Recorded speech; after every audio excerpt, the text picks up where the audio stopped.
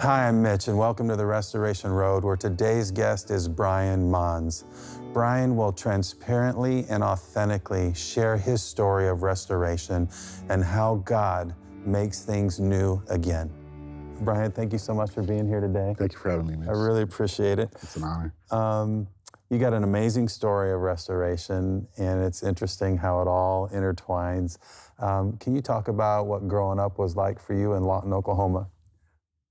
Growing up for me was, I had a great childhood, small-minded, I have one older brother and just very active, very busy, just doing things typical children would do. I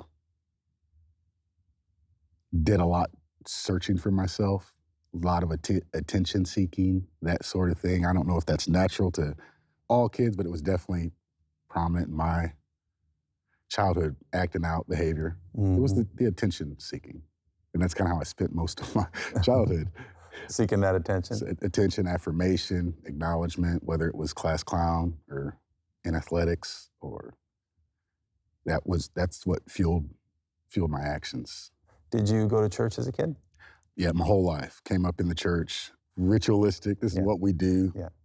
Not much meaning to it. I think as kids, we can't fathom this idea of grace very much yet. And so we probably don't understand our own sin very much yet. And so I think we have a tendency to interpret it as just go be good, do right, and, take off. And but what it does do is gives us that foundation to return to. Yeah, oh yeah. Your mom was a stickler that you would be going to church every Sunday? Absolutely. And she came from a background where that's all she had. When you're at your wit's end, money's low, job's out, or whatever, if that's not gonna hold true, nothing's true. And she believes that to this day. And the consistency in that just really ministered to me on my whole life. It kind of helped me to be who I am because she's unshaken in that. No matter what the circumstances, diagnosis or job loss, she's just like, well, if I can't stand on that and believe that, then what am I doing? What a great role model. Yeah, it paved the way for me because we all deal with trials and stuff, but it gives you that foundation. Yeah. How about your dad? What was your relationship like with your dad? My dad was an alcoholic, dealt with a lot of his pressures of life and being an adult that way. But as a kid, it was just normal to me. I didn't, I remember seeing my buddies' parents cuddling and hanging out and having date night, and it was like, what is that? Because it was just tension that came with alcoholism and stuff in my house, and so I was always attracted to that family atmosphere. My dad was always home, involved at the sporting events. It was just very tense all the time. We couldn't always have people over because we didn't know, that kind of thing. But even in all that, I sought my dad out religiously. My parents got divorced when I was about 11. And it wasn't ugly, but it was as ugly as it was back then. I wasn't exposed to a lot of families being broken up or anything of that nature. It was just my life in that little bubble. And after the divorce, I have an older brother that's a couple years older than me, and he was just angry, bitter. And I still sought him out. My dad was staying in the home we got evicted from. I was going to ride my bike over there to hang out with him. He was in a store one day and had a stroke in the store and got, taken by paramedics to the hospital. I had my mom take me to the hospital to see him. When he got out of there, he had nowhere to go, so they took him to the rescue mission. Wow. And he was there as a resident, and I would go there on my Saturdays to hang out with him and serve meals. And it's like, I see now that's unhealthy, but there was something there. So full circle, I fast forward 20 years and I've reached back out to him. We've had meals together. He lives in Chicago, and in some strange way, I feel like I'm a light to him now because none of that stuff matters. That is terrific. And so I really relish it. I cherish it because, like I said, he's older and none of that matters. I don't want to take none of that with me, and he doesn't need to either. It's all, now that I'm older, I see what it was. It's not like he was a bad man or neglect. He just didn't have the coping skills, whether he had them and didn't abide by them or never heard them or what. It's we all have those things. So it was, to me, it was just an aspect that he didn't, that was his coping way. That's insightful. Your older brother goes to college and you're in high school, and you think that's a transitional time in your life where you start maybe getting a little mischievous? Very much so. Like I said, my church background, I never had much excitement as a kid as far as trouble. Me and my brother are 3.5 years apart, so that age gap, I was coming into my freshman year as high school. He was going his freshman year of college, which left just me and my mom in the house. Mom's working all the time, gets home at, I say my heart's driven towards adolescence and youth, and I'm a stickler against idle time, because that's where I went wrong. Spring breaks. I got out of school at 2:30. Mom got off of work at 5:30. I was just seeking attention where I fit. Actually, as a kid, it was prophesied over me once that I would never fit in by a pastor's wife. My pastor's wife as a child, that you're meant to stand apart. You'll never fit in. Don't be afraid to stand alone, those kinds of things. And I'm thinking, like, that's not encouraging to a teenager. They spend their whole life trying to fit in and. But the whole idea that she probably meant was that you wouldn't get caught up in the wrong group. Yeah. So what do you start doing to have a criminal juvenile record? The wrong crowd, the idle time, filling my time with hanging with people, man, trying to fit in, trying to be cool, trying to be accepted. So what they were doing, I was doing. I remember the first time I did drugs, my only reference point for drugs was, this is your brain on drugs, the old school Bush with the egg. And it's like I was terrified doing it, but all my friends were doing it.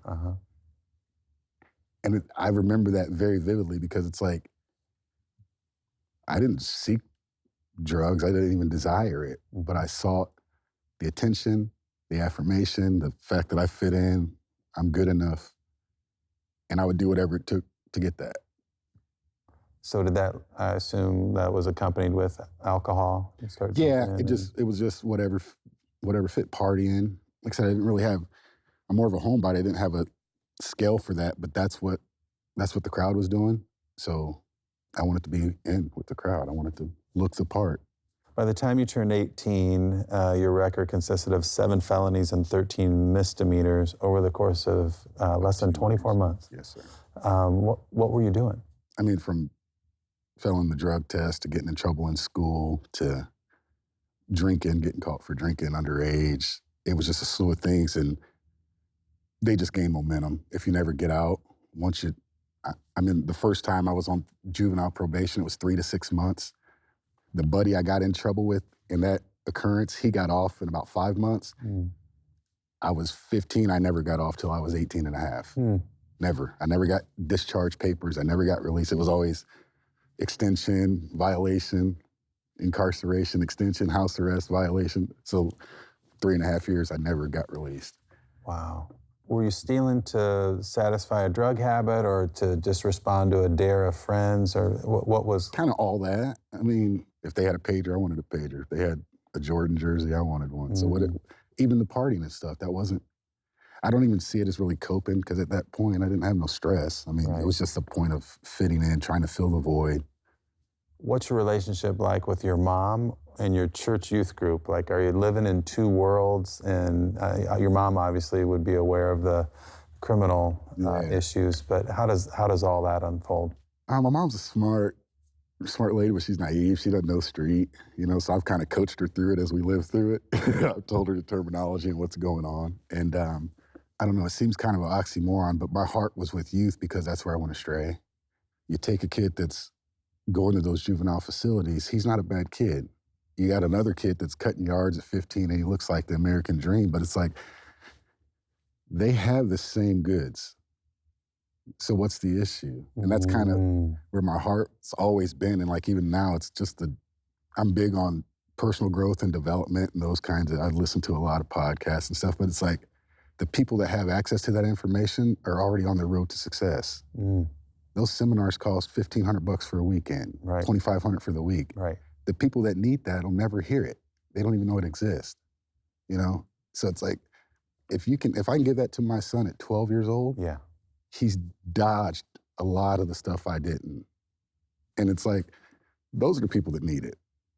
Middle school, 6th grade, when they're seeking that hold, that affirmation, that it's like, if we can get them they're more than enough, they're good enough to be great. Yeah.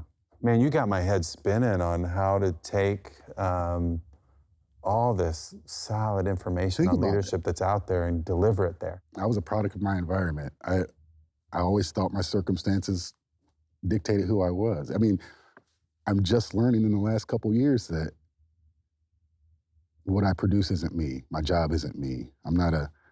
That's not your identity. It's not my identity. Mm-hmm. What I did, what I didn't do, what I have, what I obtained, what I didn't obtain, where I missed it. Mm-hmm. And like my 13-year-old has that. He knows he's not wrapped up in that stuff. And it's like, I was talking to a buddy this morning. That's so comforting to my heart because it took me 3 decades to figure it out. Mm-hmm. How would you deliver the content to the people who aren't going to know even that it exists? Do you have a thought on that? It's through relationships. You're not going to walk into school with a suit on and they listen to you. I think it's going in there with 20 cheeseburgers, sitting down and figuring out what they need. Because you can't have an answer if you don't know what the need is. Mm-hmm.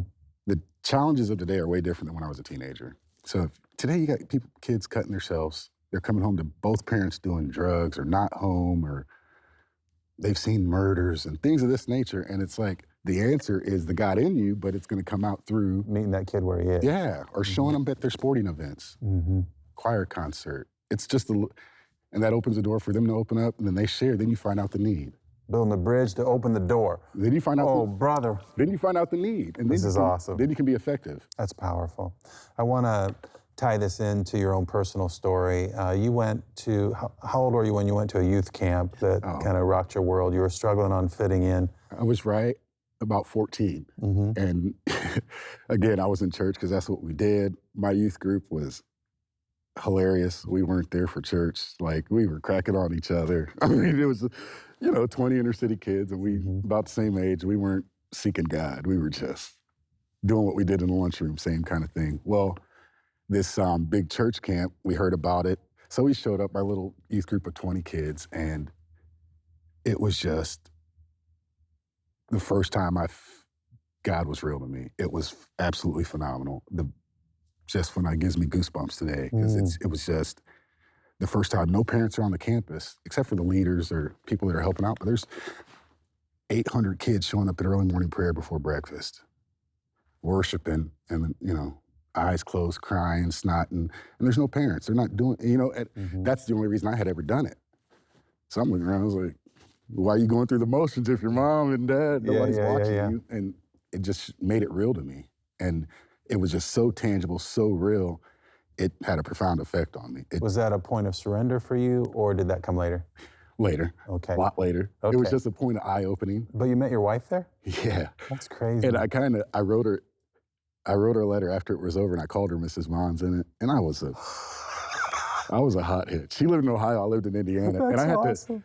A girl in my youth group had her contact, so I had to weasel it from her to even contact her. But I was not anything of substance, any kind of relationship material at that point. But I don't even know how I knew. It was just the weirdest thing. But yeah, I've only been married 8.5 years, so we've had a long story in between that. But yeah, we've been best friends the whole time, ever since that date back at youth camp. You had 2 children from when you were 19 and 23 is when you had your 2 children, and you're working in the foundry. What's your life like at that point? Like I said before, I was always drawn to the family kind of thing, that dynamic of just mom, dad, kids, and I had already felt I messed that up. So it kind of sent me chasing again. I thought it was good because I had a foundry job. I was making great money.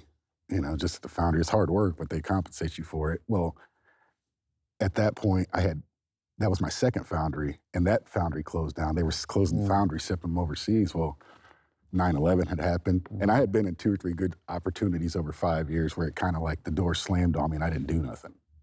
Whether the business closed down or it was like, all right, maybe I don't have it made. I have to backtrack and see what I can do. And Yeah, it was just a time of searching for me. There was a lot to the fact that I already had the kids, and I felt like I was already behind the eight ball. A lot of my mentality growing up was, I've already missed it, so what's the point? Or if I'm just gonna get consequences, I'm just gonna get a whooping, I might as well enjoy it because I'm gonna get a whooping anyway. That's kind of. And so at that age, it was the kind of same way. Man, I got to make the best of the opportunities. I've already missed it and messed up my chances. I'm gonna have to try to make some stuff work, hustle some stuff together. And that was kind of my mentality at that age. And you start drinking pretty heavily? Yeah, and the drinking was, I got through my dad. Not blaming my dad, it's my bad, but I learned it honestly. I was just talking to a buddy last night, and when I backtracked my drinking, it was always on the heels of an experience in my life I didn't know how to deal with, something tough. For instance, one foundry, I had gotten an altercation in the locker room. Somebody approached me, said some stuff, and I was trying to defend myself, just looked the part. We both got suspended from work for 3 to 5 days. Over that 3 to 5 days, I got my drinking and driving, my first drinking and driving charge, because it was that idea of, man, where's this gonna lead? I might not have a job, and I'm just in a stupor. And a little bit like that idle time thing again, too. That was the story of my life. All my troubles traced to stuff not being dealt with. Ducking and dodging responsibility, shying away, running. And it created horrible problems for me. I'm a man of prayer, and I believe in God. And it's like I believe like 2 or 3 different decisions in my life, I would be a completely different person. Yeah, I know exactly what you're saying. 2 or 3, and my life wouldn't be the same. But I had to go through them. But it's like, man, sometimes I kick myself because it's like, just one wise choice would have changed. Yeah. If I wouldn't have went there. Yeah. If I wouldn't have did that, said that. If I would have just sat still and not went. Man, I get that. So you get your second OWI. In 5 years. In a 5-year period, and that led to you going to a state penitentiary? Yeah. And for how long?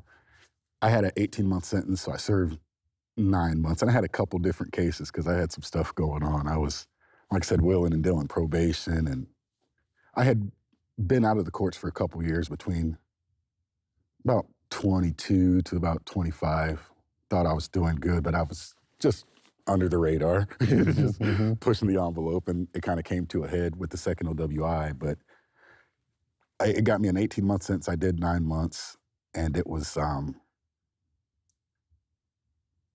enlightening, terrifying. I'm glad it happened, because I think I was headed for something much worse, because I just wasn't listening, pushing the envelope, thought I was invisible. Things were going good. I went 4 or 5 years without any altercations, no run-ins with the law. I didn't have a license. I was driving everywhere, going to work. So, I mean, it was a recipe for disaster. So I'm kind of glad it ended there and not worse. So the consequences maybe get your attention a little bit. How else does it affect your life? I actually realized how my actions affected others. My mom, people that had been believing in me. I was never really at the spot where I believed in myself. I still struggle with it sometimes, but I've always had a core group of people that spoke over me and believed in me. Even if I didn't hear it or say it or was shying away from them, they were consistent in it. And that really helped me. It really helped me to see I was worth it. Why are they there? And when I was in that scenario, it's like, not the aspect of I let them down, but it's like, man, I'm gonna have to show up at some point. I don't know how prison goes for most, but it was eye-opening for me. It was terrifying. I mean, even after the fact, I knew I wasn't going back. I knew I wasn't going back. And so how's the next 2 years out of prison affect you? Phenomenal. I came home, staying at my mother's house, horrible conditions. Not the house, but I'm saying my circumstances at that time. I'm 27 years old. I have 2 children. I can't get a job because I got a couple felonies. I'm trying. I have a good skill set, heavy equipment and all that. I just can't get hired because of my record. I'm on parole. I'm in alcohol classes. I'm on probation. All those stuff have fees associated with it. And I'm just trying to figure it out, and I'm determined I'm not going to make any mistakes. I'm going to do something I've never done before. So one of the things I did daily at that time was I prayed for friends. constantly every day because I didn't know mentor or I didn't know none of that. But I just I need some new, my circle I've been around are not good. I came across this guy and he was taking me to a small group in this guy's basement. So he's picking me up at my mom's house. I'm going to this small group. This is a 5,000 square foot house. There's a theater. We're meeting in the theater room. You know, these guys are married and business owners and successful guys. I mean, you know, one guy was a supervisor at Comcast. And like, I'm showing up. I need to get back to my mom's house in a couple hours because I got a curfew and those kinds of things. Within a year, I looked just like those guys.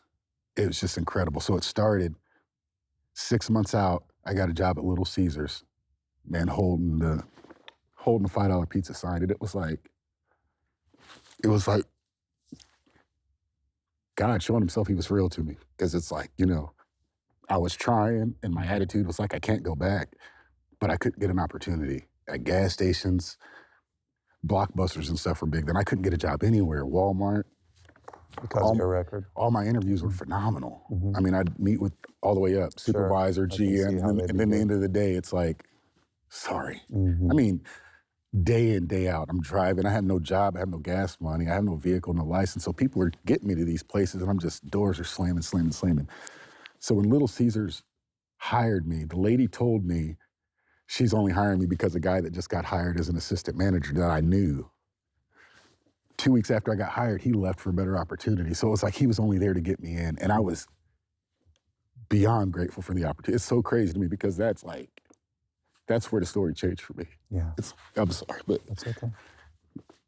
It's just where it changed for me. And it's like people used to drive by and laugh at me and snicker and wave, but it was like I was so grateful to be standing out there with that sign because it's like I had a foot in the door. You know, I tell people often I was making $7.50 an hour out there, but I would get paid every 2 weeks and it was probably $120. My alcohol classes were $60 a week. I was grateful for the opportunity because I had a foot in the door. And it's like, I can build off of that. God's drilling my life. 6 months prior to that, I was making 20 cents an hour in the penitentiary. So my paychecks I was making six figures, it might as well have been because my checks in the penitentiary were $20 a month. So I'd take the 100 every 2 weeks. You end up in a courtroom again, but it's not because you did something wrong. Yeah. What was that? I was back involved with the youth group, helping out. I mean, I was a guy of good character. I was just trying to figure my head out. There was a young man that was kind of coming down the path I was. He was already incarcerated, and he was coming back for one of those hearings to see if he can get out early or something. And I was friends with his parents, and they kind of knew my story, and they were like, hey, will you come speak? You know, I had been talking to their son. I knew their son. So I said, sure. So I end up back in the same courtroom I got sentenced to prison in a year later, advocating for this young man, saying he can come home. I know what it takes. It's going to take accountability and mentorship and people in his life, and that's what it's going to take. This is where I'm at. I've been released a year ago, and it works. I promise this is what it's going to take. And like, I'm in this courtroom. It didn't work. He got sent back. But I saw it as another opportunity. Like, wow, that's a God thing, you know? So that's all part of that first 2 years. My wife, now, we were talking throughout that time, and it's like, why did she have any reason to kind of seek me out and try to get married to me at that point? I had nothing, but she knew me for 15, 20 years. So we ended up getting married 18 months after my release date. The week instead of having a big wedding, we built a house. It was good timing. So we had a small, intimate wedding. A couple people went to like an old Charlie's for dinner. And we got married on Friday, June 18th. Friday, June 25th, we closed on a new house. And we're still in that home, and that was our foundation. We were off and rolling. Mind you, I had no job, no license. I lost my job that I did have 2 days before our wedding. So did you start the business, the nonprofit construction business? I actually started in the basement after a small group one night. So in my house, quick story, in my house, they don't finish the exterior wall, the last exterior wall. So the inside of the garage on one side was just studs. So I insulated it. I'm unemployed. I don't have nothing to do. So I insulated, put some pegboard up, and a neighbor saw it and was like, man, that's nice. How much would you charge me to do that? I'm like,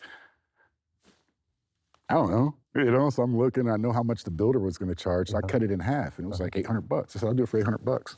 She goes, when can you do it? I said, I'll do it Friday.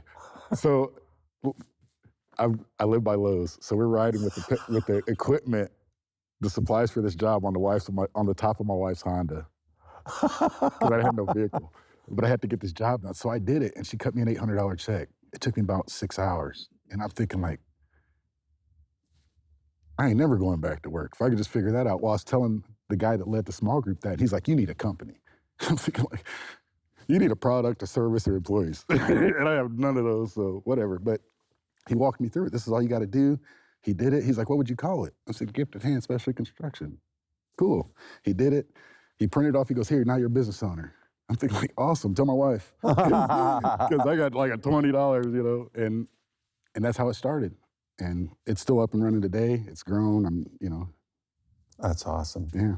And you're Class A CDL, driver's license operator, and helping young people.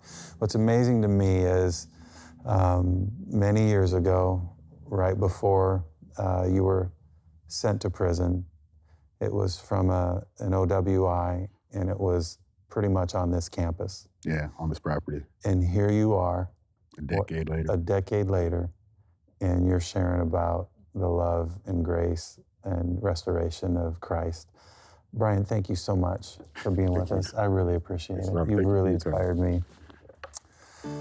You know, 2 Corinthians 5:17 says that anyone who is in Christ is a new creation. You're on a new journey. You're positionally restored, but you're now going to begin a relationship of surrendering all kinds of pieces of your life back to the one who makes things new. The key concept there is in Christ. 176 times in Paul's writings, he uses this term to sum up the whole God thing, in Christ. It's that we're submersing our lives into him, and his heart fills us. And now we're a new creation on a new journey for a new destination, and he uses us along the way to bring that restoration to those we encounter. So that's our prayer for you, is that you would read 2 Corinthians 5:17, and if you're not already, that you would surrender your life to him today and experience new life in him and be used by him to bring that life to others. Hi, I'm Mitch. Join Kevin Craner and me next week on the Restoration Road.